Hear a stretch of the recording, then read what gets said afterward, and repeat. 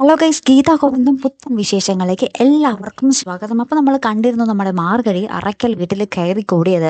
അപ്പോൾ തന്നെ നമ്മുടെ അറയ്ക്കൽ വീട്ടിൽ ഒരു വൻ പ്രശ്നം നടക്കുകയും ഉണ്ടായി. നമ്മളെല്ലാം കണ്ടിരുന്നു അല്ലേ?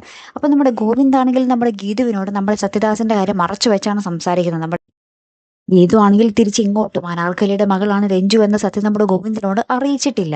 അപ്പൊ ഇതിനിടയിലാണ് നമ്മുടെ മാർഗഴി ഇനി കളിക്കാൻ പോകുന്നതല്ലേ പ്രേക്ഷകർ. അപ്പൊ എന്തായാലും നമ്മുടെ ഗീതുവും ഗോവിന്ദും തമ്മിൽ തെറ്റും എന്നുള്ളൊരു കാര്യം ഉറപ്പ് തന്നെയാണ്. ഇപ്പൊ തന്നെ രണ്ടുപേരുടെയും ഉള്ളിൽ ആ ഒരു വിശ്വാസത്തിന്റെ കനൽ വീണ് കഴിഞ്ഞു. നമ്മുടെ ഗോവിന്ദിന്റെ ഉള്ളിൽ വീണ് കഴിഞ്ഞു. നമ്മുടെ ഗീതു തന്നിൽ നിന്നും കാര്യങ്ങൾ മറയ്ക്കാൻ തുടങ്ങി എന്നുള്ളൊരു ബോധ്യം നമ്മുടെ ഗോവിന്ദിന് ഓൾറെഡി വന്നു കഴിഞ്ഞു.